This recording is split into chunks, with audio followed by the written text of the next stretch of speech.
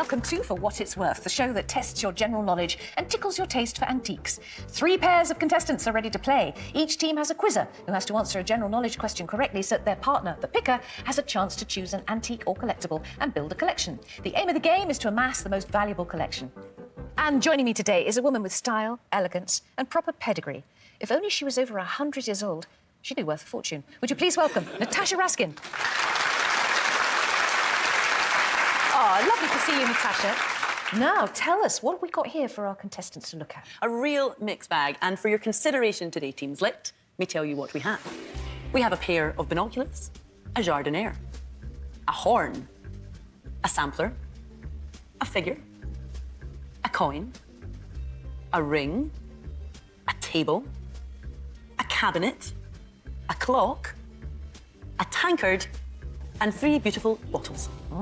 Now, one of these items is our top lot, which is worth a whopping £2,500. That is the lot to spot, teams, because at the end of the show, the winning pair will walk away with the cash equivalent of one of their items. But beware, because the lots decrease in value right down to our worthless lot, which is worth £10 or even less. And that, of course, is the lot to avoid. So, who's playing today? Let's meet our teams. Team 1, who are you? I'm Angela, and this is my fiancé, Michael. I collect James Bond memorabilia, and Angela collects cattle figurines. Very nice. Welcome to the show. Team 2, who are you? Hi, my name's Dave, and this is my teammate Mark. We've been friends for over 20 years, and we come from Warrington. Welcome to the show. Team 3, who are you? Hi, Fern, I'm Dan, and this is my great friend Sophie. We met at university, and now we both live in London. Very nice to see you. Welcome, everybody, and good luck. Now, earlier, our teams got to inspect our lots, watched over by Natasha. But could they separate the Van Gogh from the no-go? Let's see. Wow, what a lot of lovely things. Quite a selection. So what's the plan here, Sophie? Are we going to have a peruse? Look like steampunk binoculars. So they look like... Steampunk binoculars. No, I've never seen heard of that. that, actually, You sorry. know. I'm going to give him a clean. All right. Da-da-da-da-da. It's not going to change the value, Dan. It is a hunting horn, I'd isn't say it? it's hunting horn. I really like that. That's quite trendy as well. Look on your shelf will look really nice. Also, it's from St James's Street, London, and we know that's a high-end street. Carriage clock there. Yeah. Original case. Yeah, but from when? Or what age? That's the question. It's fully hallmarked. I think it's London Assy. I feel like, I don't know, about to start a pub brawl holding this. It's a bit more refined than that, Sophie. Okay, about the coin. A bit of Roman? No. No? It's not super, super old. I mean, obviously it's not like a Roman coin condition. or anything, because it's big. You're the only one that's thought that, Sophie. This beautiful cabinet. Wow, this is stunning. Isn't that wonderful? It's absolutely lovely. Now, is that personal taste, or do you think it's worth money? It's shed work, mate, I would say. Twisted glasses. That's stunning. Do you reckon this is Murano glass? Murano glass goes for a lot, and it looks a bit sort of Picasso-esque. So Yeah, maybe it's yeah. a glass interpretation of that. Well done. Sampler. Wow. That would take an age Aged to make 11 that. years. really. Somebody aged 11 years. That's the important point. The line is the kingdom, the power and the glory. So that makes it CV rather than Catholic. I would say that's worthless. See, that looks like something that my gran would get from a car boot, and then I would inherit, and I'd be really disappointed. It's a bit faded on one side. It looks a modern ring, doesn't it? Obviously, the stones that are in it, I don't know if they're proper. Real diamond. An Arabic type writing in there. It's a loop with a light and everything. Hazard a guess at the 20s. Oh, come on, see the date, see the date. It's right under your hands. It slots together as one. This is lovely. And There's a bit of think marking here. Have a look at this. Yes! B something 1624. What are they? The perfume bottles, are they? I would say they're scent bottles. these two are the same. That one looks like it's a different hallmark. Top lock. It's got to be the bottles, I think. I agree. It's a good bet. It's a safe bet. The figurine. I think the clock. Bottom lot, I think jardiniere, a.k.a. grandma's plant pot. Probably the field glasses. And the bottom lot, the tankard. I agree, yep. It's harder than I thought. Come on. What did you make of their knowledge? Well, first of all, the best bit is none of you knew that I was watching like a fly on the wall. But I have to say, the knowledge was all pretty even. Everyone had good knowledge. And how has the valuation been arrived at for all these lots? Well, they're all agreed valuations between myself and an independent valuer. And they're based on the hammer price that we would expect the items to achieve at auction, but before any auction costs are added. And just to add an extra twist, we have our mystery lot. Now, it could be worth thousands or it could be worth tuppence. That's for our winners to decide a little bit later. But for now, it's time for round 1. I'm going to ask 8 general knowledge questions. Pickers, before each one, I'll ask you to select which lot you would like to play for. And quizzers, if you buzz in with the correct answer, you'll get to add it to your collection. But beware, buzz in incorrectly and you'll be frozen out of the next question. So, pickers, please make your first pick. Let's see what you want. Michael and Angela want the figure. Dave and Mark want the clock. Sophie and Dan want the table. OK, quizzers, fingers on buzzers. Here comes question 1. Which meat is used to make a cock-a-leekie soup? Yes, Dave. Chicken. Chicken is correct. The clock is yours. Pickers make a pick. Michael and Angela want the cabinet. Dave and Mark want the figure this time. Sophie and Dan still want the table. Question 2. In 1969, which artist married the musician John Lennon? Yes, Michael. Yoko Ono. It was Yoko Ono, correct. The cabinet is yours. Pickers make a pick. Michael and Angela want the table now. Dave and Mark want the figure. Sophie and Dan sticking with the table. Who's going to get it? Question 3. Which classical dance form has moves including plie and pirouette? Yes, Sophie. Ballet. Correct. Are you a dancer yourself? I used to be many years ago. Well, there you go. That means you've earned the table. The table is yours.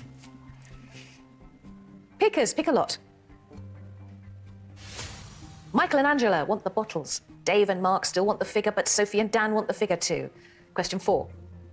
In 1999, which American boy band had a UK #1 single with I Want It That Way? Yes, Sophie. Is that the Backstreet Boys? Oh, it is the Backstreet Boys. Were you a bit of a fan? I was. The figure is yours. Pickers, make a pick.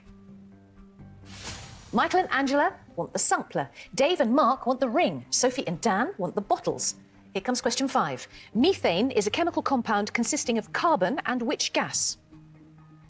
Yes, Michael. I was going to say oxygen. So. Incorrect. Hydrogen. You are frozen out of this question. Pickers, pick a lot. Dave and Mark, you want the ring. Sophie and Dan, you want the bottles. And here's the question. In which royal park is London Zoo located?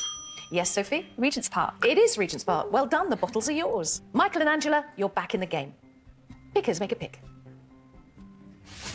Oh, Michael and Angela want the ring. Dave and Mark want the ring. Sophie and Dan want the horn. Here we go. Question 7. What name is given to words such as buzz and hiss, which imitate the sounds they just... Yes, Sophie. Onomatopoeia? The full question is, what name is given to words such as buzz and hiss, which imitate the sounds they describe? It is onomatopoeia. Well done, the horn is yours. OK, this is the final pick in this round. Michael and Angela going for the sampler. Dave and Mark want the ring. Sophie and Dan want the tankard. Question 8. At the 2001 Oscars, singer Bjork wore an iconic dress resembling which type of white bird? Yes, Dave. Dove. Not a dove, it was a swan. A swan. Let's have a look at your collections. At the end of round 1, Michael and Angela have the cabinet. Dave and Mark have the clock. Sophie and Dan have the table, the bottles, the horn, and the figure. Our teams have started to build their collections, but have they chosen wisely? Well, before they have the chance to add more to them, Natasha is going to give each pair a fact about a lot of their choice, which should be everything they need to know to make evaluation. But before we do, Michael and Angela, let's get to know you a bit better. Michael, you used to work in the zoo. I did indeed, yes, Edinburgh Zoo. I looked after the customers rather than the animals. We did have our occasions of the animals escaping. What, lions? A couple of monkeys. Oh. Yes, which it's very serious because they're very, very strong. So. Angela, what do you do? I work in a pharmacy. And do you like collecting and antiques? I do. I collect mainly cattle figures. What's your best one? I have a Bezic figure that I'm really fond of a Hereford. Very good. Michael and Angela, lovely to have you here. What would you like to know more about from Natasha? I think the sampler, please. The sampler, yes, it really caught your eye, didn't it? Well, let me tell you, it's a needlework sampler, and as it states on the front, it dates from 1912. Now, the maker of this particular one, again, as it says, L. Walters, was only aged 11. It's not bad for an 11-year-old, wouldn't you say? Now, to find a sampler of this quality that's been created by a child is quite rare. So, could this have your game sewn up? What do you think it's worth? Don't tell me. Just think about it. And while you're thinking about it, let's meet team 2, Dave and Mark. Lovely to have you here. Dave, what do you do? I run a pub. We do pub quizzes. How do you verify your answers? If I say they're right, they're right. It's a bit like here, if I say it's right, it's right. How did you meet Mark? Mark's a customer in the pub. What do you like to collect at home? I collect slot machines. I've got quite a good selection, really. I've got 8 decent machines. Yeah. Lovely. What sort of age range? I've got one from the Clown. It's about turn of the century. Up to, I've got some 70s stuff, which is Shoot the Duck. What lot would you like to hear more about from Natasha? I would like to know about the ring, really. The ring. Please, yeah. First of all, let me tell you, it's an abstract diamond and gold ring made in 1970 by the Swiss jeweller Gilbert Albert. Now, you got your loop out and you were looking at the hallmark and you thought, is that Arabic in there? It's actually Gilbert Albert's signature. That's what's stamped inside. Now, it's got 13 round, brilliant cut diamonds set in 18-carat yellow gold. Now, I think you all decided it was gold, except... Was it Michael and Angela who decided that could be the red herring? Well, you're learning now. This particular piece is inspired by lava seeping down the face of a volcano. It's very ostentatious as a piece of jewellery, but the question is it worth its weight in gold? Thank you. While you're thinking about that, let's talk more to Team 3. Welcome, Sophie and Dan. Sophie, what do you do? I'm an illustrated book editor. Very good. And how did you meet Dan at university? University, yeah, we lived in the same halls. Oh, did you? Yeah. Who was the messy one in the kitchen? Probably me, actually. And Dan, what do you do? I'm a property developer and personal trainer. You got some good abs going on there and some good... Maybe, yeah. Hey, man. What do you collect? I'm very fond of geeky things. I like my comics, and I've got a Spider-Man first edition, which I picked up in the market for £1, and it's been valued about $400. So I was quite pleased with that. What would you like to know more about? I will ask about the coin. I think the coin would be interesting to hear about. The coin. It's still in the grid. What it is a Charles II crown dating back to, not the Roman period, but, as Sophie suggested a bit later, 1667, so 17th century. Now, this coin features a portrait of Charles II, and the inscription reads, Carolus II de Gratia, which translates as Charles II by the grace of God. I think you were trying to figure that out. This coin certainly is in good repair, as you saw, but does that mean its price tag is high? And should you make room for this in your collection? Or would you rather leave it confined to history books? That's for you to decide.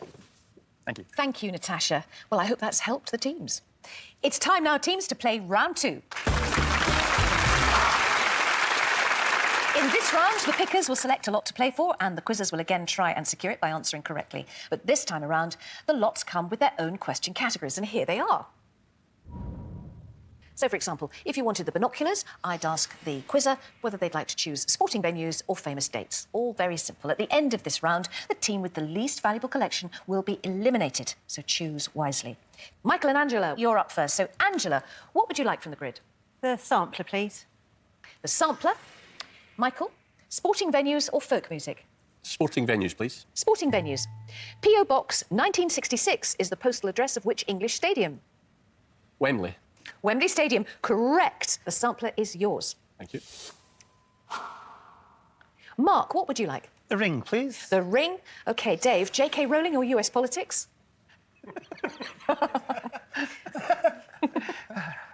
US politics, please, Fern. US politics. Which former US president was born William Jefferson Blythe III? No. No, sorry, Fern. OK, I'll give you the answer. Bill Clinton. Sorry about that, you don't get the ring. But, Dan, what would you like to go for? Let's go for the ring, please. The ring. Absolutely. J.K. Rowling or US politics, Sophie? I'm going to go for J.K. Rowling, please. OK. Pagford is the village setting of which novel, J.K. Rowling's first for adults? The Casual Vacancy? Correct. The Casual Vacancy. Right, the ring is in your collection. Here we go. Now, teams, have you missed out on that one item that you really wanted? If so, here's your chance to get your hands on it. From now on, you can either go for what's left on the grid or you can steal a lot that is in a rival team's collection. Pickers, be warned, if you choose to steal from another team, they will get to choose which category your quizzer must face. And just one rule here, you cannot steal from a team who has only one lot in their collection. Dave and Mark, breathe a sigh of relief. You're OK. Angela, pick or steal? Pick, please. What do you want? The binoculars. The binoculars. OK, Michael, sporting venues or famous dates? I'm going to stick with sporting venues again, please, Phil. Sporting venues. Which sports ground in North London is known as the home of cricket? The Oval. Oh, it's the other one. Lord's. Lord's. Dave and Mark, pick or steal? Steal, please. What do you want? The ring, please. The ring from Sophie and Dan. OK, Sophie and Dan, you decide which category you think Dave is going to find really hard. What do you reckon? I think... How about insects? No, I reckon he looks like a man who'd know about his insects. J.K. Rowling? I'm thinking J.K. Rowling. Should we go for that? Let's go for that. J.K. Rowling. J.K. Rowling. Cheers, Dan. Cheers, Soph. Dave, here you go. The Grey Lady is the ghost of which of the 4 Hogwarts houses? Don't know. Ravenclaw, the House of Ravenclaw. So, Sophie and Dan very well defended. The ring is still yours. Dan, pick or steal? I'll go for a pick. I'll like the coin, please. The coin. J.K. Rowling or languages, Sophie? I think I'm going to have to go for J.K. Rowling again. I think you're a big fan. I am. OK. What name does the letter K represent in J.K. Rowling? I think it's Catherine. Incorrect. It's Kathleen. So close. So close. Kathleen. So the coin stays on the grid. Right, let's do it again.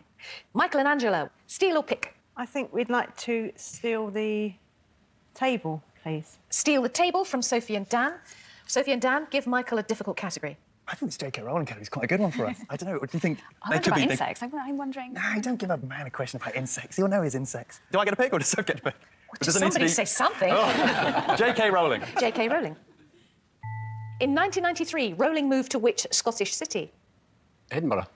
Edinburgh is correct. Well done. Thank The you. table is yours. Thank you. Mark, pick or steal? Steal the ring, please. Steal the ring.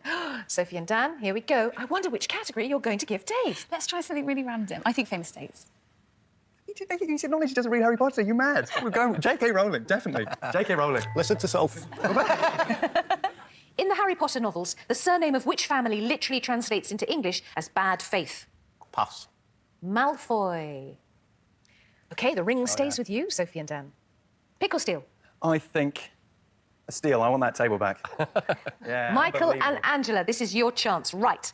What is the worst category you can think of for Sophie? Shall we go folk music? Folk music, I was Yes, thinking, I think folk music. Please. Folk music. I like it when it plays dirty, don't you? Sophie, which US singer-songwriter was born Robert Zimmerman in 1941? Robbie Williams? No, incorrect. It's Bob Dylan. Well defended, Michael and Angela. The table stays with you. Thank you. OK, that's the end of the round, so let's see how the collections are looking. Michael and Angela, you have the cabinet, the table and the sampler. Dave and Mark, you have the clock. Sophie and Dan, you have the figure, the horn, the ring and the bottles. OK, for one team, it's now the end of the road. Natasha has been keeping tabs and the team with the least valuable collection will now be eliminated. So, Natasha, who is leaving us? Well, I can reveal to you that the pair leaving us first. It's Dave and Mark with your one item. Oh, commiserations. Well done, mate. Dave and Mark, that's heartbreaking. Not only are you leaving the game, but the clock is coming back to us. But you do want to know how much it's worth, don't you? Yes. Yes, Natasha. A fantastic piece, I would say, this clock is. It's French gilt brass, and it's a repeating clock. You click on a button on the top, and it dings a certain amount of time so that when you're in your carriage and you want to know how close you are to the hour, a certain ding means it's 1/4 past, another one means it's near 1/2 past, 1/4 to, or the hour. It's an ingenious bit of design.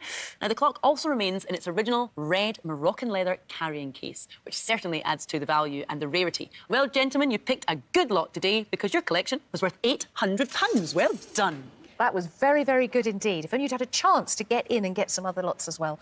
But Dave and Mark, you've been brilliant. Thank you for coming. But it's time now to bring the hammer down on your collection and say thank you for playing for what it's worth.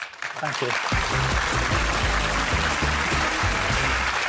And also, the unclaimed items in the grid are now leaving the game. So let's quickly find out from Natasha what they're worth and if the top lot is still in the game. Yes, let's start off with this jardiniere. It's pottery and it's a jardiniere. And what's that? It's just a plant stand, isn't it? It's a French term. It refers to a plant pot on a stand. Although we can't be sure who made it, there are no marks on the bottom, it appears to date from the early 20th century and to be of English design. It's in good condition, without any chips, although there are some cracks in the glaze. And, well, it's only worth £30. So, well done for leaving it on the grid. And then we go on to our coin, which we've already discussed at length. Michael? You attempted to translate the Latin with Angela. You weren't quite sure, but we know what that means, by the grace of God. But for the grace of God, should you have left it in your collection? It's only worth £225, so again, well done. Not too shabby, though. Yeah. But then we come on to this tankard, a solid silver tankard dated 1838. It's engraved with an inscription telling us that it was presented to a certain Lady Dyer for, wait for it, the best coop of 100 Southdown wether lambs penned for sale, bred and reared without corn, pulse, meal, cake or seed on a farm in Hampshire. How intriguing. But as a prize piece, this item is, of course, completely unique. It's a one-of-a-kind. Solid silver, interesting agricultural provenance, and worth today, £1,000. I can't believe you left it on the grid. But that you did. And then we'll move on to these binoculars. We've got a pair of binoculars here dating from the mid-20th century. This particular pair is thought to be commercial, perhaps, although not really likely as opera or theatrical glasses, but they're probably not military. The condition is fair, they're complete with their original leather strap, and the lenses are intact. In fact, they're very clean because Dan gave them a wee wipe. So, did you miss a trick? Well, I looked down the lens, and what did I see? Nothing, because they're today's worthless lot. Well done for leaving them on the grid. And of course, what does that mean? We have not talked about today's top lot, meaning it's still in place somewhere in your collections. That is wonderful. So someone has got £2,500 sitting in their collections. Teams, congratulations on getting this far. You now have one last chance to pick our expert's brains. So which lot do you need to know more about? Angela and Michael. I'll let you choose, Angela. I would probably like to know more I about think I'll say the cabinet, please. The cabinet, certainly an interesting one here. There it is. It appears to be a cabinet, but that's probably not how it started life, is it? Because you can clearly see the difference in the types of wood used between the legs and the body. So this item has been put together from various things in the past. However, what this piece is really about, forget the rest, it's the painted decoration. It depicts rustic scenes in a traditional Japanese manner. Now, as you can see, the varnish shows extensive cracking, but it's so apparent that in a funny way, it actually forms quite an appealing pattern on the surface. But is it appealing enough to persuade you to keep this hybrid in your collection? Thank you. Sophie and Dan, what would you like to know more about? Can you tell us a little bit about the table, please? Table, gladly. Oh, this table, you put me through my paces with this table because you were all looking at it and only one of you spotted the date, Sophie. While we aren't sure who crafted it, we do know it's made of oak and it dates back to the Jacobean era, which was known for its very plain styling. And as you can see, this table is very much a product of its time. However, it's been loved and used, and it does have dents and score marks in the surface, consistent with its age, of course. So it's not in perfect condition, and it is dark brown stained furniture. But what's it worth? That's the question. I'm not telling you. While you're thinking, it's now time for our final round, and at the end of this, we will have our winners. In this round, I'll show you a category and 12 possible answers. 9 of the answers are correct, 3 of them are not. Now, each of you will then take it in turn to choose an answer you think is correct, and as it's the final round, both quizzers and pickers will play. Pick a wrong answer, and your opponents will be able to steal a lot from your collection. If all 9 correct answers are given, then the team who gives the final correct answer will be the winners. We'll play 3 questions in total. The pair with the most valuable collection can choose to go first or second. Natasha, who is that at the moment? Well, I can reveal to you now that the team with the more valuable collection is Michael and Angela. What's that table? OK, Angela and Michael. The first question is types of tea. We're looking for the real names commonly given to varieties of tea. Would you like to go first or second? First, I think. First, please. First, Yes. let's have a look at the answers. Michael, give me an answer. Yasmin. Jasmine. If it goes green, it's correct. Of course, scented with jasmine blossoms. Sophie. Chamomile. Chamomile. Yes, made from those little daisy-like plants. Angela. Lapsang Souchong. Lapsang Souchong. Correct, of course, the black tea that originates from China. Dan. Rooibos. Rooibos, is it right? Correct, caffeine-free from South Africa. Michael. Gunpowder. Gunpowder. Yes, a form of green tea. Sophie. Oolong. Oolong. Correct, a traditional Chinese tea. Angela. Matcha. Matcha. Correct, a green tea. Dan. Barabrith. Barabrith. Oh, incorrect. It's a Welsh fruit loaf and is delicious. Let's have a look at the other wrong answers. Kenpo, that's a form of martial arts. And double branch is a type of T-junction that's used in plumbing. Oh, well, Michael and Angela, what would you like to steal from Sophie and Dan? Figure, I think, yeah. OK. The figure, please. The figure is yours. It's going into your collection right now. Right, Sophie and Dan, this is your question. Ready? It is shapes. Can you spot the names of 2 or 3-dimensional geometric shapes? Would you like to go first or second? First. First, thank you. First, let's have a look at the answers. Would you like to give me an answer, Sophie? Trapezium. Trapezium. Correct, a 4-sided shape. Michael. Hexagram. Hexagram. Yes, a 6-pointed figure. Dan. Tetrahedron. Tetrahedron. Yes, a three-dimensional shape with 4 faces. Angela. Dodecahedron. Dodecahedron. Yes, a three-dimensional shape with 12 faces. Sophie. Nonagon? Nonagon. Yes, a 9-sided shape. Michael. Pangram. Pangram.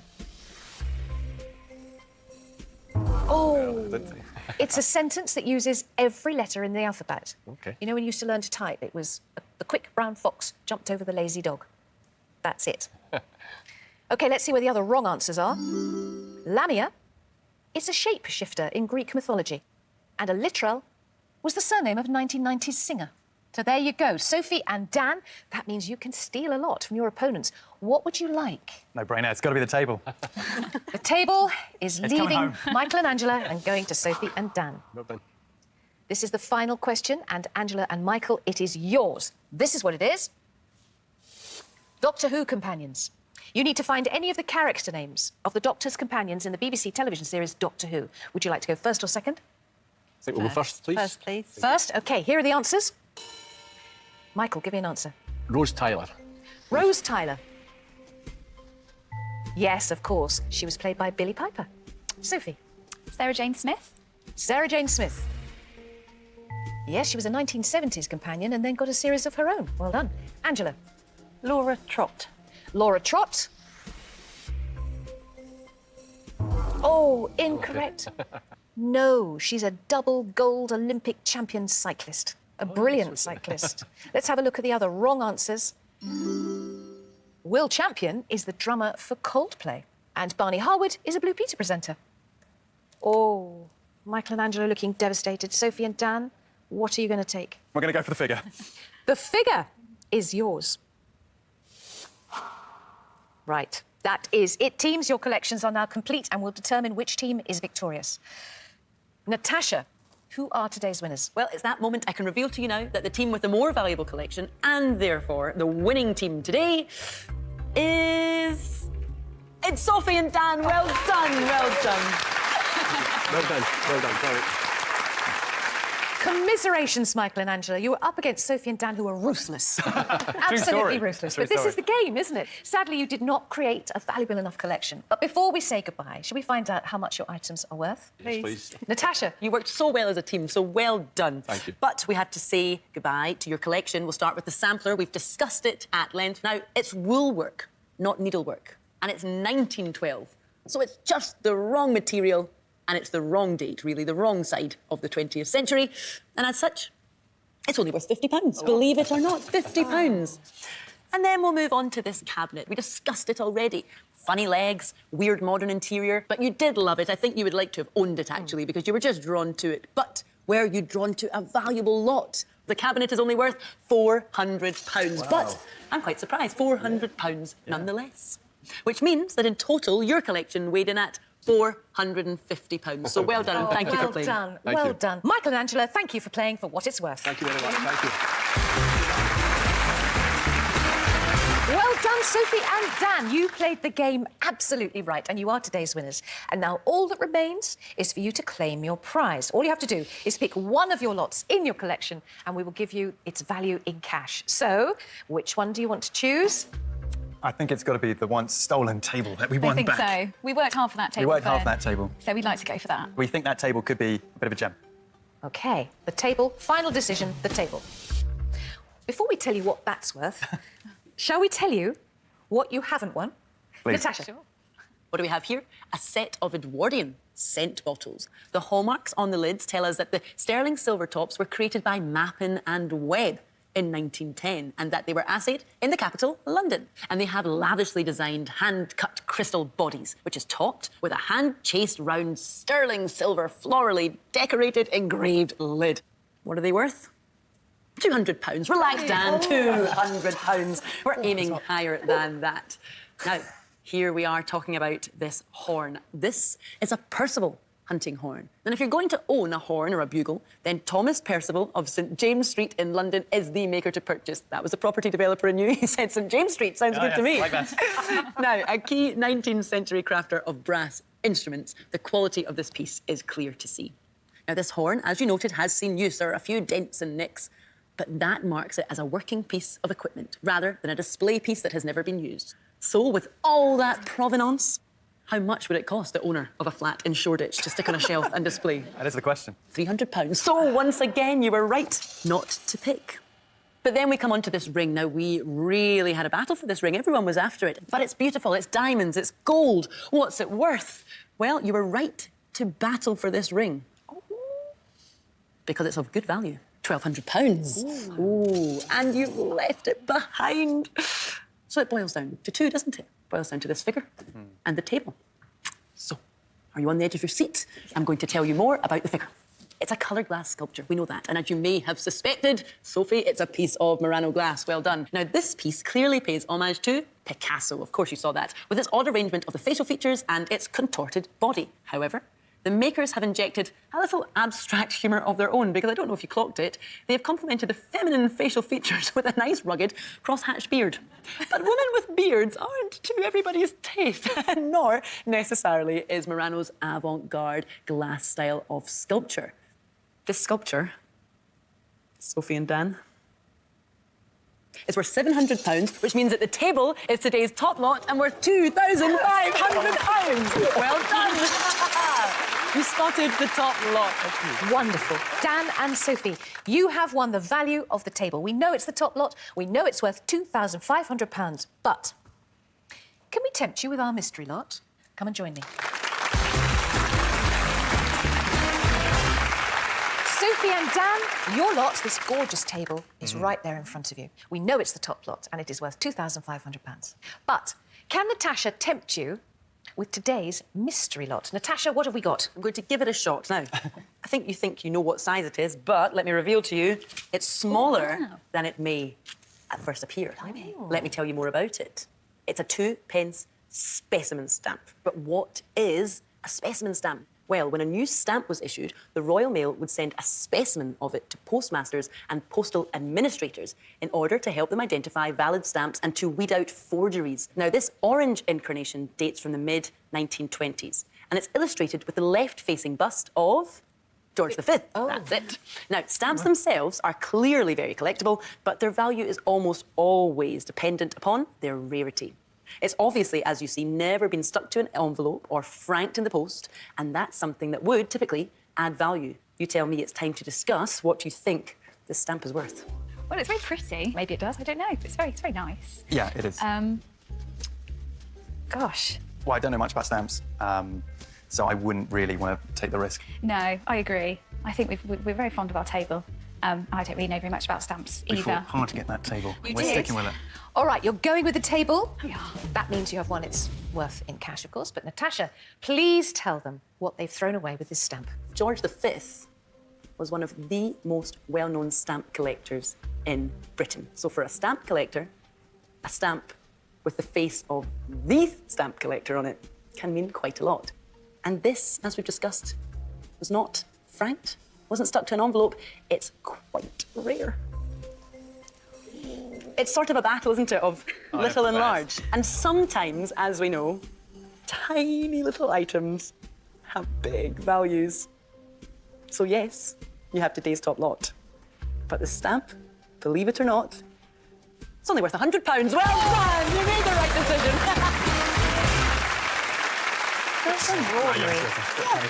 OK, take a deep breath, because officially, today, Sophie and Dan, you have got the most expensive thing in this studio, and you are going home with £2,500.